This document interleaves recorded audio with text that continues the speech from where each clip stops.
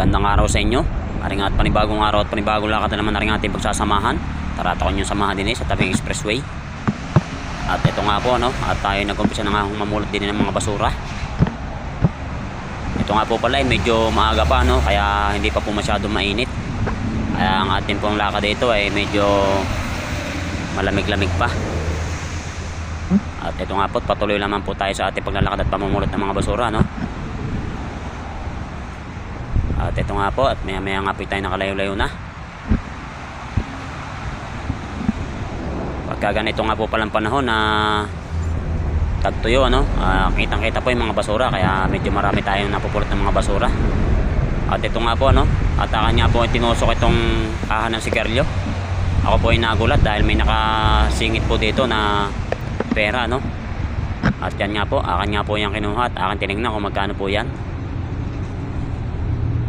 Ang akin nga po matanggal yan ayan, at 20 pesos lamang po pala yung nakasingit dyan. Siguro po nakalimutan na nung nagtapon yan na may siningit silang pera dyan. Kaya ayan, at nakaputin, nakita natin. At ito nga po at tayo patuloy lamang po dito sa ating panunusok ng mga basura. At kahit nga po pala mga nasa likod nitong guardrail ating po tinatawid, kaya madalas po mapunit ang ating pantalon kakatawid sa guardrail, At ito nga po, maya nga po tayo nakalayo-layo na. At bago nga po pala natin ipagpatuloy itong ating video, i-shoutout po muna natin yung mga nagpapa-shoutout sa atin, mga nakarating video, Ayan, shoutout po sa inyo. At ito nga po, tayo nga lamang pipatuloy sa ating paglalakad. Dito nga sa parting ito, tayo nandito na sa maraming puno. Kaya ito, at ating tinutusok pa din ang ating mga nadadaan ng mga basura dito. Ang atin nga po palang nilalakad mga idol ay 13 kilometers hanggang 14 kilometers kada araw, Kaya medyo malayo-layo din. Lalo't mainit ang panahon ngayon, kaya medyo mahirap din sa atin ang maglakad ng napakalayo. At mainit din sa paa, At balik na nga po tayo dito sa ating panunusok ng mga basura. At ito nga po, maya nga po ako nakakita nito 50. Ayan. Kanina po tayo naka 20, ngayon naman po 50. Bali naka 70 pesos na po tayo, Medyo umaga pa lang po ito, Kaya okay na po tayo. May pammeryenda na. At ito nga po, at ating binalikan pa nga po itong ating pinagkuha na 50. Dahil baka po ito may mga kasamahan pa dito. Kaya ayan nga po. At ating nga pong sinuyo dito at tinignan kung mayroon pa kasama. Pero sa ating pag-iikot-ikot, yan. At wala na nga po tayo nakitang kasamahan yan, At puro basura na nga lamang po pala yung ating mga nakita dyan. Kaya atin lamang po yung pinagtutusok at atin nalagay sa ating sako.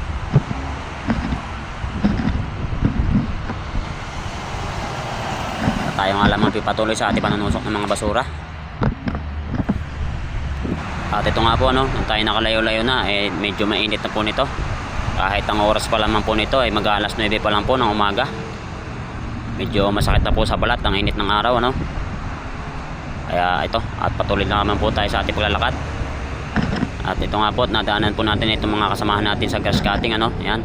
Sila po yung mga nag-grass cutting dito sa may tabing expressway. At yung tabi po pala ng bakod kanila din po tinatanggalan ng mga bagging, Ang tawagin ay nagbabines o nagtatanggal ng mga bagging sa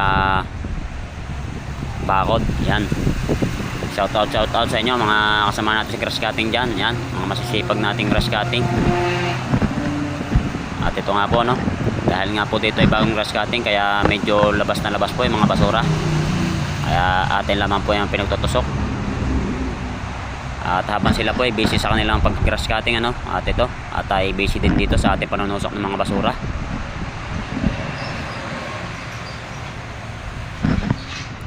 At ayan nga po, patuloy lamang po tayo sa ating panunusok ng mga basura dito. Ganito lamang po pala ang mahirap mga idol, kapag po bagong grass cutting. Yan. Dahil talaga pong maraming basura. Dahil yung mga dati po nating hindi mga nakikita ng basura dahil makapal po yung damo, ay ayan po, naglalabasan kapag po na grass cutting. Kaya ayan nga lamang po, tayo patuloy lamang po sa ating panunusok ng mga basura dito.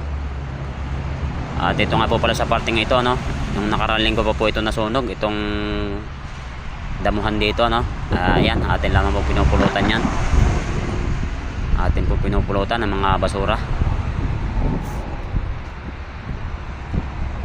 At kung makapansin nyo nga, no, at halos wala na nga po natirang damo dyan dahil nga po talagang nagliyab po ng ano yan, dahil tuyong-tuyo po kasi nung nakaraan yung mga damo dito. Kaya siguro po ay nahagisan ng motorista ng sigarilyo, o di kaya naman po ay talaga nagliyab dahil nga po sa sobrang init ng panahon. At maya maya nga po ito, at nakakita po ako nitong magazine, ano. Ito po yata ay magazine ng Armalite po yata, or M16 yan. Mga M16 po yata itong magazine na to, no. Atin nga lamang po yung kinuha. Nung akala ko nga po nung una yan ay laruan lang, ano. Pero nung akin pong inano sa akin panusok, ayan po, gawa po pala siya sa metal. Kaya atin pong kinuha yan. Atin na lamang po yung isusurrender sa opisina para po kung may maghanap man po, yan, at para maisuli po natin. At ito nga po mga idol, no, at tayo patuloy lamang po dito sa ating paglalakad sa Tabay Expressway. At ito nga, at nakakita po tayo dito nitong tools. Kaya atin po yung ginilid, at akin nga po yung kinuha, no. Nilagay ko lamang po yan sa ating sako, at dagdag po yan sa ating mga naiipon tools. At ito nga po mga idol, ano, tayo po ay huminto na paglalakad dahil tayo po ay manananghalian na.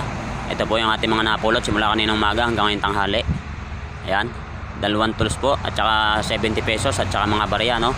Bale 82 pesos po lahat yan. At saka po itong magazine na ating napulot kanina. Hanggang dito na lang mga idol, ano, at maraming salamat.